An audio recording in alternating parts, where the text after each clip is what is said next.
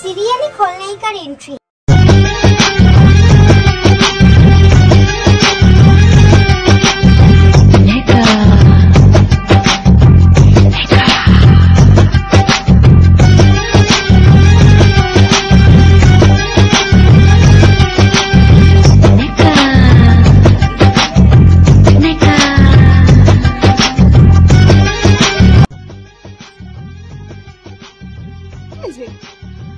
কমলিকাকে দেখলো না, so unlucky, দেখতেই পেল না যে পৃথিবীতে আমার মতো একটা সুন্দরী মেয়ে আছে। খলনায়িকা যখন নায়কের গায়ে ঢলে পড়ে। হাই রে, আমি কমলিকা। আমাকে নিশ্চয় তোমার মনে আছে, তোমার ছোটবেলার বান্ধবী আমি, যার সাথে তুমি প্রথম বিয়ে করেছিলে ছোটবেলায়, তোমার সেন কাকুর মেয়ে।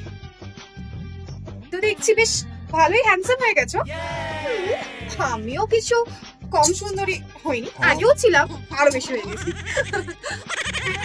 ইয়েস কমলিকা ডার্লিং, তুমি দেখে একটু বোঝাও, তুমি থাকতে ও আবার কোন একটা আনএডুকেটেড একটা ইলিটারেট মেয়েকে পছন্দ করেছে, তা আবার ভিখারি। ইস, so middle class shape. Please chill, tension নিও না তুমি। কমলিকা হেয়ার, তো ডোন্ট ফিয়ার। আমি যখন এসে গেছি, দেব তখন শুধুই আমার, আর কারো থেকে দেব তাকাবে না। দেব, তাই তো? বলো দেব, বলো। নায়ক যখন বিয়ে করে বউ নিয়ে বাড়ি আসে। আমি কোথায় এসে পড়লাম? আমি তো বাড়ি নয়, তো রাজপ্রাসাদ। এই যে অবলা, আমি বিয়ে করে এনেছি মা, বরণ করো। কেন দেব, কেন তুমি কেন করলে? তুমি এই মেয়েটাকে বিয়ে করতে পারো না দেব, পারো না। আমি এই বিয়ে মানবো না তোর জন্য। আজকে দেখ কমলিকার কি অবস্থা, কেঁদে কেঁদে ওর চোখ মুখ পুরো বসে গেছে, শুধুমাত্র তোর জন্য। তুই যখনই ফোন করে জানালি তুই বিয়ে করেছিস, বউ নিয়ে আসছিস, কমলিকা অজ্ঞান হয়ে গেছিল। জাস্ট ভাবতে পারছিস তুই? এই বিয়ে আমি মানবো না। ম্যাডাম, ম্যাডাম প্লিজ আপনি রাখাবুকে কিছু বলবেন না, সব দোষ আমার, আমি চলে যাবো।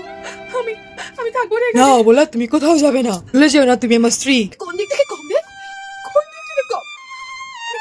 দেখতে ভালো, আমি সুন্দরী, আমার অনেক টাকা আছে, আমি শিক্ষিতা, আমি এডুকেটেড দেব। ও তো এডুকেটেড না, গ্রামে গরিব ঘরের মেয়ে। কেন করলে দেব তুমি? তুমি আমার না, আমি তোমাকে কারো হতে দেবো না দেব, কারণ না।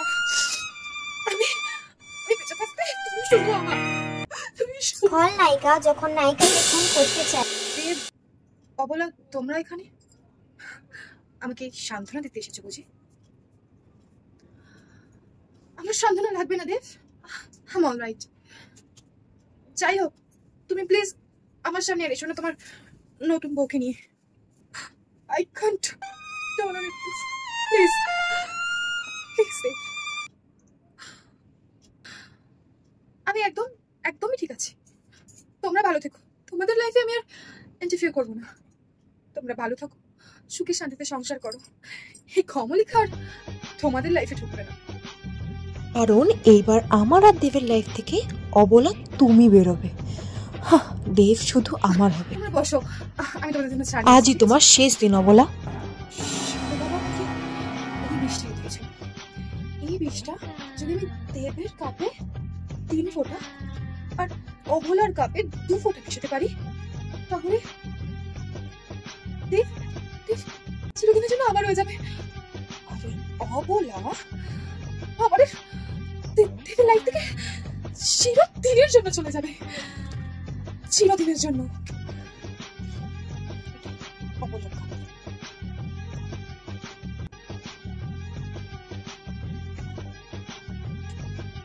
এটা দেবের কাপ।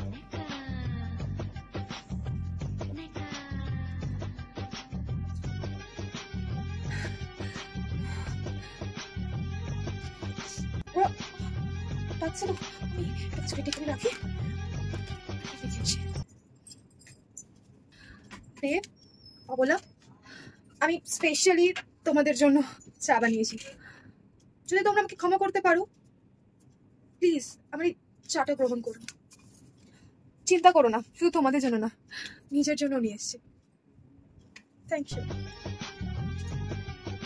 না অবলা, এবার খাও, তাড়াতাড়ি খাও, আর আমার আর দেবের লাইফ থেকে চিরকালের জন্য সরে যাও। ভালো হয়েছে? হ্যাঁ, খুব সুন্দর। হ্যাঁ বেশ ভালো, তুমি তো বেশ ভালোই চা বানাও। Thank you. এই শুধু আমি তোমাকে চা বানিয়ে খাওয়াবো, অবলা না।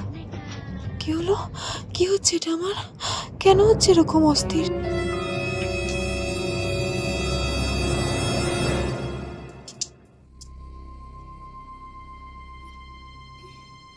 কি মিশিয়েছিলে?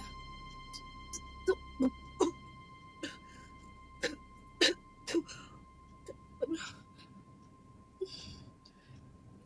এটা তো তোমার খাবার কথা ছিল না। আমার কি হচ্ছে? তুমি একদম ঠিক ধরেছো।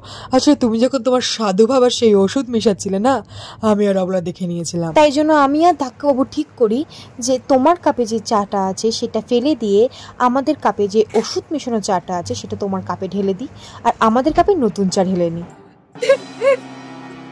কি কমলিকা, নিজের প্ল্যানে নিজেই ফেসে গেলে, তাই তো?